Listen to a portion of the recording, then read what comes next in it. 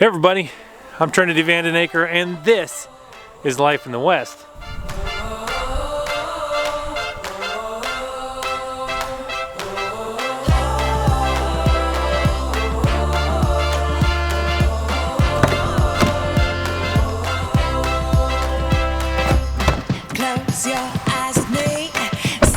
Today, I am shooting a video for myself. I'm making my own web series.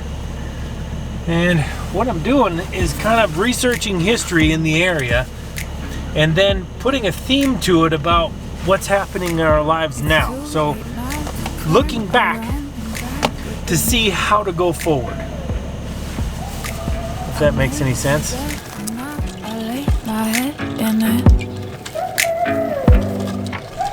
I'm sorry I'm not perfect, but I knew that I wouldn't be.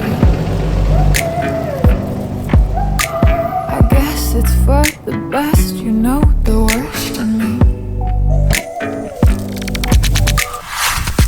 I'm no good at being good, but I never said I was. Alright, let's go over to that house and start shooting B-roll and see what we can get done.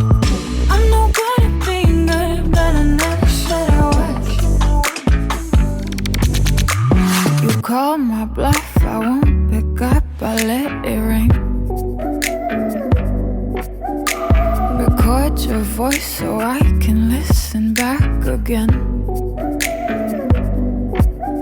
And I'm sorry I'm not perfect, but I knew that I wouldn't be. I guess it's for the best, you know the worst in me. Alright, well I got out here to the stone house, kind of filmed my, my scripted parts, I guess. Now I gotta film all of the B-roll and everything else. But I thought I would give you guys a tour. It's been an interesting journey because I started looking into this house a few years ago because it stands along Highway 12 here in Montana and everybody sees it. I just didn't really know the history of it. Well, now that the internet has all the old newspapers and the United States Census is in it, we can actually find a lot of information about places like this as long as you know where to look. Because I had to find the guy's name that actually built it. And his name was Warren Dodge. Found several newspaper clippings. He was kind of guy that was in everything. He was kind of involved in everything. He's on every committee you can imagine. And he was after making a fortune is what he wanted to do. You can kind of tell a little bit about him by the house itself. Because he had it built when he first moved here on credit. And he bought 77 acres here. But the house is built like, not practically at all. It's built to show off. It's built to be, wow, this guy is important sort of a thing. Like, I'm going to be a millionaire someday sort of a house. You can tell there's like huge slabs for the doorways. You can look, and underneath the windows of granite. Really is amazing what this guy did. But he didn't last very long. This guy kind of bet everything in his life on just a bunch of mines. He partnered with some guys in Great Falls. Look at this. This is all handmade. These are wood channels with rollers in them for the built-in rollers so that you could, I don't know, hoist up the window with a cord or something. I'm not sure, but kind of spectacular. So around each of the windows is actually granite, big blocks of granite. And then underneath each window is also a big block, a big full slab of granite. And then over the windows, what he did was he put arches of granite stones, cut stones. Let's go around to the front here. Woo, that's dark. There we go. Go around to the front of the house. You can see he spent quite a bit of time on this.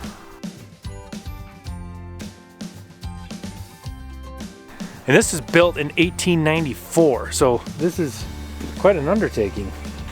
In the house now, if you get in the house and you see every doorway has a window over it with these fancy little circle things on all the trim is like handmade. I mean, it's all plaster walls. And look at this curve here. This is a curved corner. Talk about a bullnose corner. That's a majorly big bullnose corner right there. Pretty big entryway for back then. They didn't waste any space, so to have an entryway this big and this tall. Because this is a stone house, it's very inefficient. I mean, it doesn't have any insulation on it at all. So as you can see, they have like a stovepipe everywhere. They had a wood stove, I'm guessing right here, and then one on the other side in the kitchen, and then like one in every bedroom. Yeah, one in every single bedroom. I bet he went through some wood. If you look at the census in 1900, 5 people were living here. Him and his wife, and then a servant, and then 2 boarders. 2 people paying room and board. So I'm guessing they had the servant who took care of them and whoever was paying to stay here.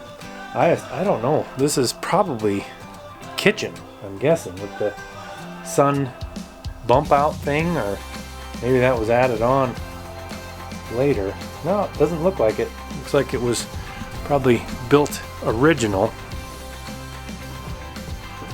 You can see right here they put wood right in the rock to attach this to. So this bump out is actually was built right onto the house originally. It did not skimp, because every one of the doorways has the fancy trim and a window over top of it. Every single doorway. Probably was stained glass, I'm guessing, in those above the doorways. Now you can see some of the glass here. Yeah, it's kind of stained. It's like a, you know, it's definitely milky. And then right here is a stairway.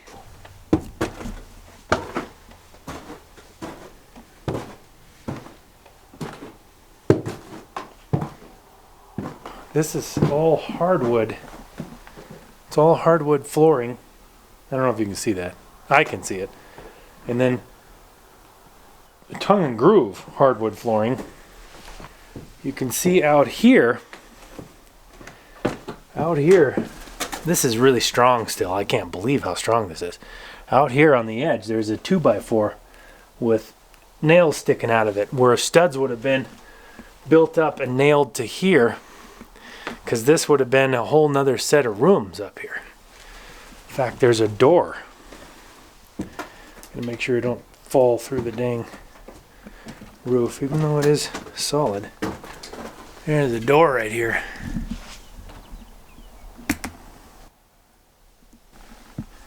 This is so cool. You can see the 2 chimneys were up here, but these rooms would not have to have stoves in them because there's no insulation, so all the heat from downstairs would just come right up here. Got windows on each end, so there would have been 2 rooms. So you got a stairway and 2 rooms here, most likely, something like that. Really cool stuff. Let's go outside and see what's out there. I don't know if this kind of stuff intrigues anybody else besides me, but if you never thought that these people didn't work, which you probably don't have that thought, back in those days, this is a hayfield. But the only reason it's a hayfield is because all of this rock from here all the way down, you can see it goes all the way to the fence way over there. I mean, we're talking 200 yards that way, and then a huge line of rocks over there. All that rock had to be picked out of this field for it to be anything. And then you have some posts over here that are still standing from a corral, but the original corral was right here. Or this is another building, but you can tell that a lot of livestock has stood right here because it's built up. A lot of manure has built up in this spot right here. I'm assuming they had corrals all through this whole spot right here for their livestock. You know, back then they had to have livestock for everything. You had to have livestock for what they ate. You know, they had to have milk, and they had to have livestock to get around. It looks like a sled for hay, actually. You can tell the ends are cut up like that. And then it's got a deck on it. Could be a wall, I might be wrong, but it looks like what that was a sleigh you pulled with horses and put your hay on it as you went across the field. And over here you have your well house. I always thought this was the outhouse, but this is the well house is what it is. I don't know where their bathroom was. Probably rotted into the ground.